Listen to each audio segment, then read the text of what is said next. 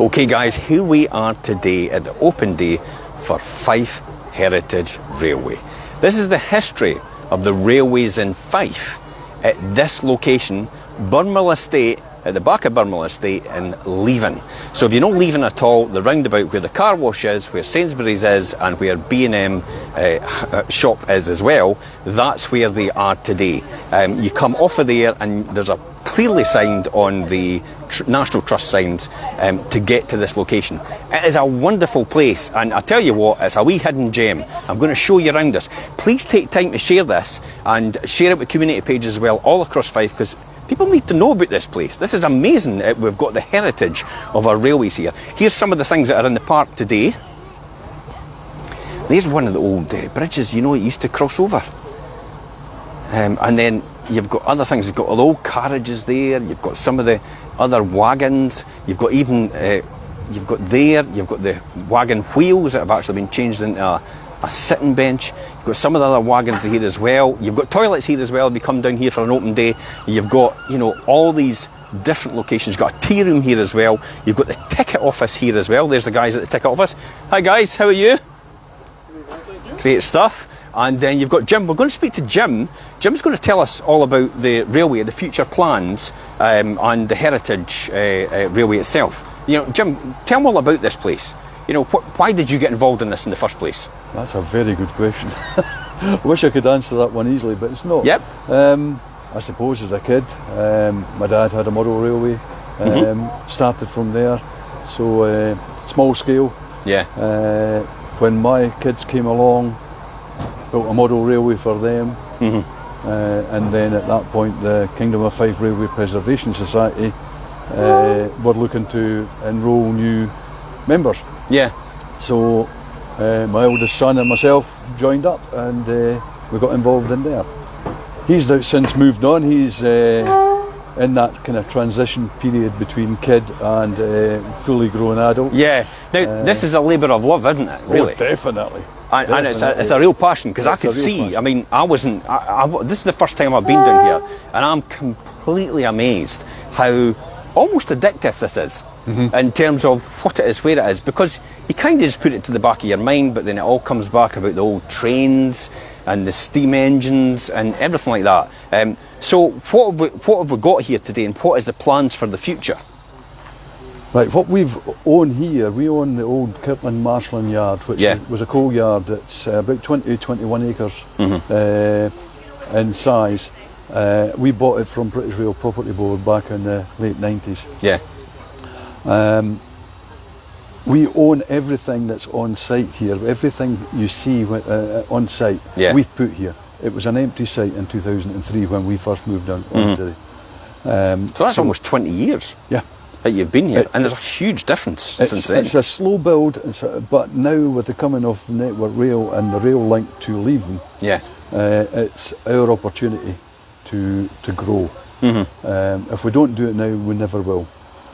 In the past, we had dreams about going up to Cameron Bridge or going down to the swimming pool, but of course with Network Rail taking that over, we now know for the first time ever we're contained within our 20 acres, and that has made really focused our ideas and our plans on how you can develop the site more. Yes. And that's what these plans are here, isn't it? That's right. So tell me about these plans, the A, B and C, and what does that mean, and what's that all about? I mean, what is the A in there? What is that for? The A building is, well, on that sign there it says Restoration Building. I now wish I'd called it the Restoration Workshop. Yeah. It's a temporary workshop that we can contain works undercover. It's based on 4 40-foot containers with a canopy over the top, a PVC Which is that canopy. kind of model right here, isn't it? That's it. So this is 4 millimetres to the foot. 4 40-foot containers either side. Yep. And then I think you were talking about a big huge canopy that goes over there. Yep. A 10 metre space between the two sets of containers, and then a domed canopy over the top. Yeah. And that would allow us to get, as you can see there, 3 different vehicles under cover and restored. At the moment we have the one shed, the Monroe shed, which can hold 6 vehicles, but there's only 2 actually in there being worked on. Yeah. The other 4 are simply there undercover for security purpose. Whereas we've got quite a few other vehicles that we're working on outside. Yeah. So to get them undercover is a priority. Unfortunately, over the years we've lost about 9 different wagons because they've sat outside. Yeah, just because of the air and the pollution and stuff like that. So, I mean, that would be an ideal solution to get you undercover. And then when we come on to B, I think the overall dream is really to get a big, huge shed. That shed is about 70 metres long. It would be 3 tracks wide. That's the plan anyway. And that would put everything we've got under cover. The centre road would be used for the running train. Yep. So on a running day, it would be taken out. Yeah. And leaving that then for access for the public to walk up through the middle. Oh wow! See all the stock undercover. Yep. And obviously the history, the information boards could be out on all the stock items. And we're going to come into some of the other stock that you're going to buy, but we've also got plans for railway platforms as well, haven't we? That's right. Which is C. At the moment, we run through a line from the centre of our track, about half a mile to the far end of our site. Ultimately, what we're looking at is 2 platforms actually. That one marked C on the sign there, and one at the other side of our track, which would give us basically a V shape or a Y shape running line. Yep. So you would get on at one platform, run up to the far end, and then be shunted back to the second one. Yeah. So that would take our half-mile site and give you a 1 mile run. Yep. And it would still leave the original platform that we've got at the moment to run a second train. Yeah. But it would run probably about 1/4 mile rather than the half mile. Perfect. So what type of trains have we got here so far? What's the trains over there? Right, the yellow one there, the North British, is a diesel. It came from North British Distillers, hence the name. But it's been painted in a North British Railways colour scheme. Okay. Now Hornby are bringing that out, we hope, at the end of this year in that colour scheme. Yeah. As a limited edition. So that one's claim to fame. And then we move round to the Weems Coal Company. It's actually ex-Rankin Gasworks that we've painted up in the local colour scheme. That's been in our care for well over 30 years now. Yeah. But in total we have That's a beautiful engine. It is beautiful. It is beautiful. It's a work of art. On site we have 6 diesels, 4 of them in working order.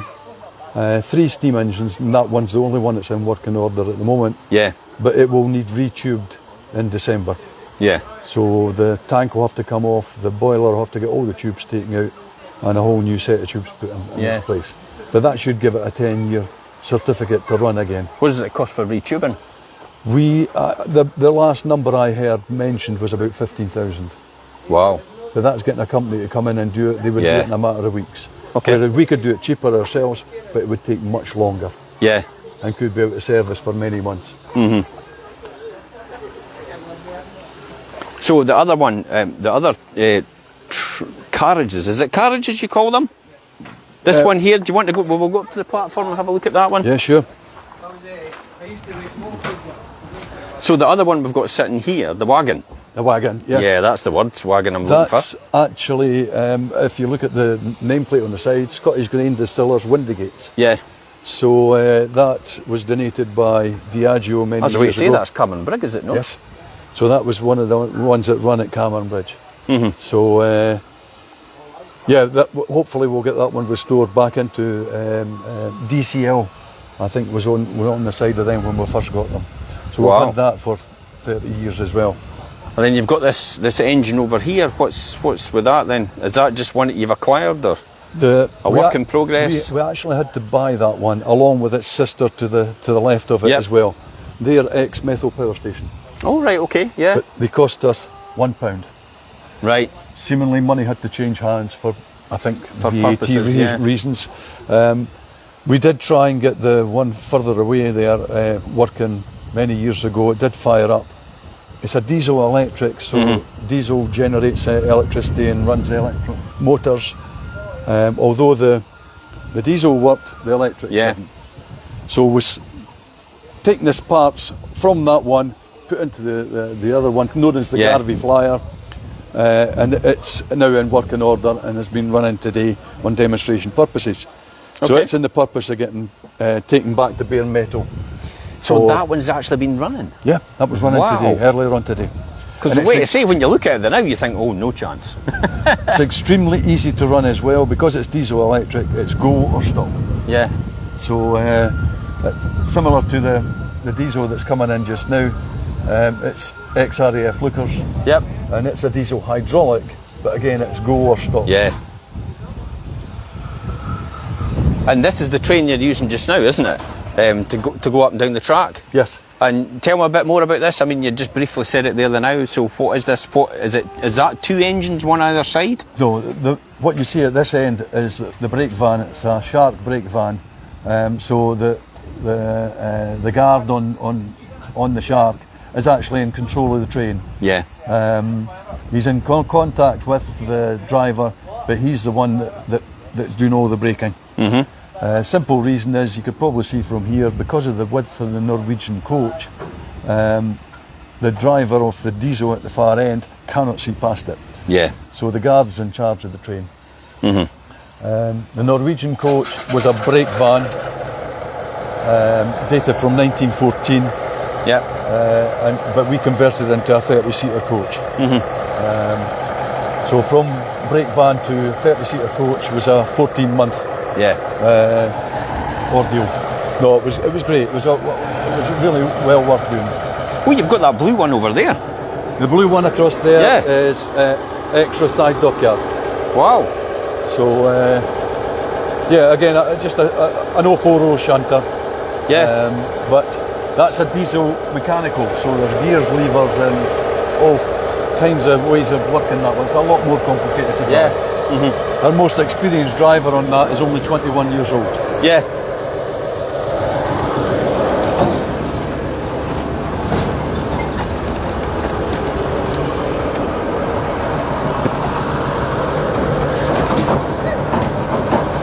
What a setup, eh?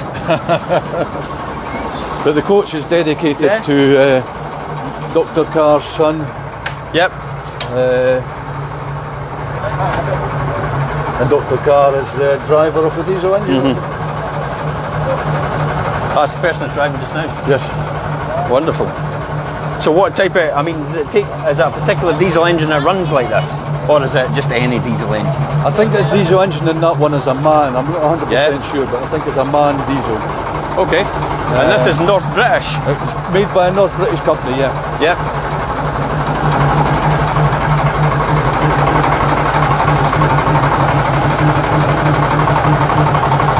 And if you want to look at the little red, Yep.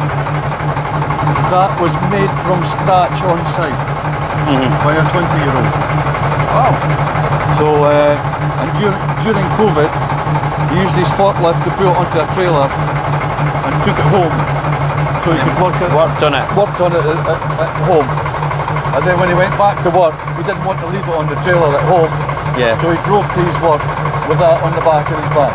What's the significance? It's called River Eden. There was a sister engine to that, which was River Tay. Ah, right, okay. So it just been RAF lookers.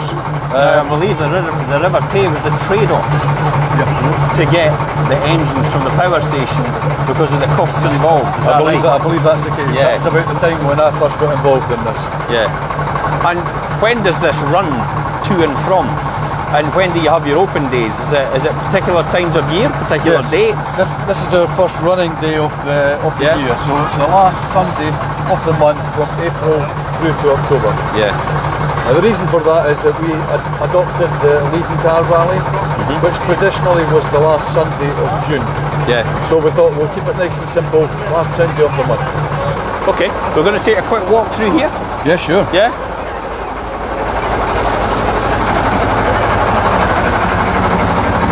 This is a big carriage. And you were saying it seats 30, doesn't it? 30 seats. Hello. We don't hide the fact that it's Norwegian. In fact, we celebrate that. Yeah. But I tell you what though, the great thing is it's double glazed. And from its inception in 1914, it was double glazed its whole life. Oh wow. But it comes with quite a history from World War II as well. Okay. Hence the reason why you've got all these posters and all the different people that contributed towards. That's right. Every seat was sponsored at £100 a seat, so we had a budget of £3,000 to do the whole thing. Okay. There's Winston Churchill in there. Yep. But this gentleman down here was a Captain Robert M. Lossey, who is an American airman, and at the beginning of the war, he was tasked with getting all the embassy staff out of the Scandinavian countries. Right. Okay. He got half them out, went back to get the other half, and then an air raid happened. Yeah. So he wanted to watch, being an airman, he wanted to watch the air raid.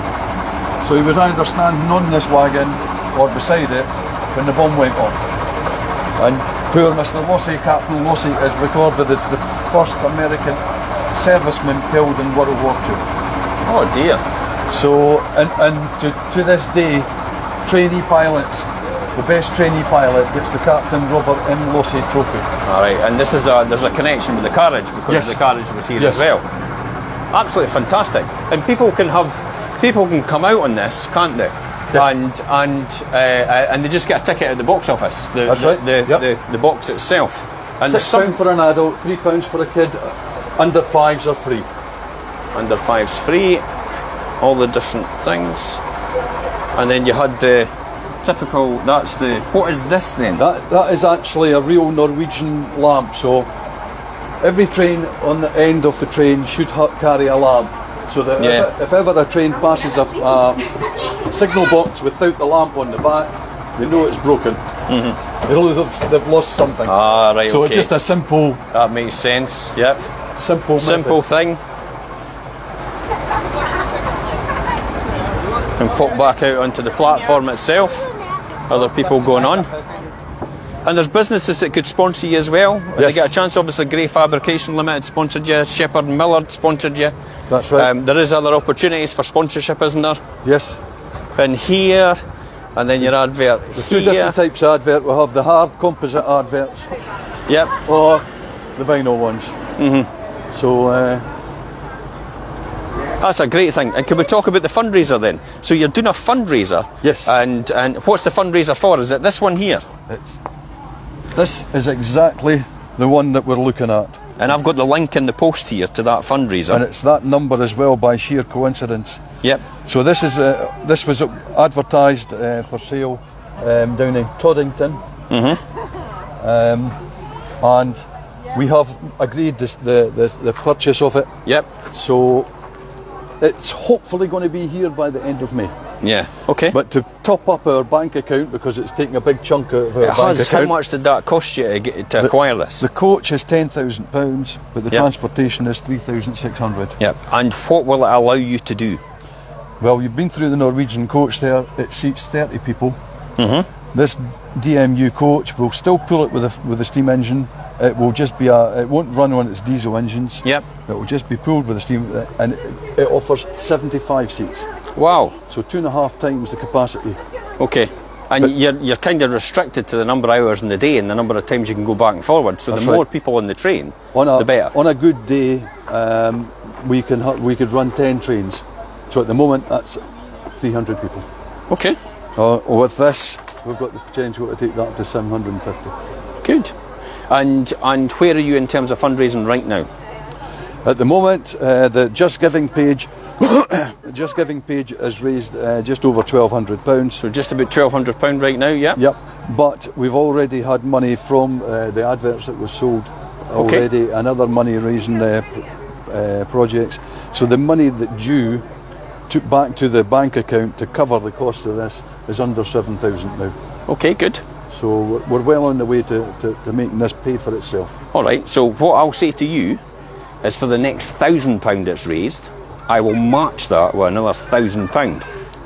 So for the people that are actually contributing to this right now, so I'll just recap what I said there. I'll just flip it round.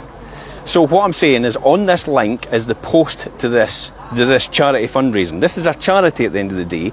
So for every £1 that you put in, I double that up by putting in another pound up to the value of £1,000. So the next £1,000 that comes in, because there's 1,200 on this right now, well, 1,205. The next £1,000 that comes in, I will top that up and put that up to another 1,000. So if you put 1,000 in, if you put a tenner in, for example, I'll match it with a tenner, and you'll have put £20 in. That's the key.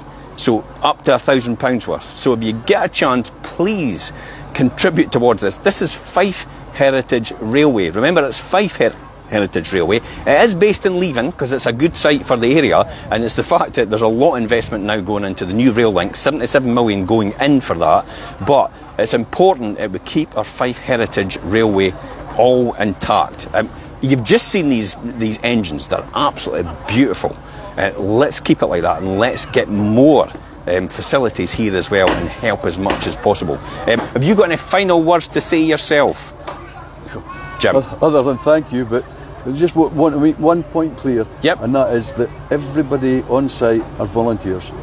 There is no paid staff on site at all. Now, I've put a link to the Facebook page as well. If anybody wants to get involved, they can just contact you direct by Facebook, can't they? Of course. And they can like and follow your page as well, and share it with everybody else, and get everybody else and engaged with this as well, because it is a community effort for Fife Heritage Railway, isn't it? Yes. Excellent. And we're normally on site working Saturdays and Tuesdays are our normal days, but there are extra days that sometimes there's people here Thursdays. So when you say Saturdays and Tuesdays, all day? We're here from 10 o'clock in the morning through till whenever the sun goes down. Yep, so people can actually contact you that way. I'm more than happy to stop and show people around, because we're proud of what we've got here. Yep, and the open days are the last Sunday of the month, April through to October, and then we do a Santa special. We're looking at the possibility of doing 2 this year if we can get the staff to cover it. Perfect, great stuff. Thank you very much for your time, Jim. I really appreciate it. I'm just going to sign off right now. Okay guys, that's it. So if you get a chance, please contribute towards this fund. It is really important. It's our Fife heritage here, and it's about our railway heritage as well. We need to preserve it back in Fife. Okay, bye-bye for now from Fife Properties TV, and I've been Jim Parker.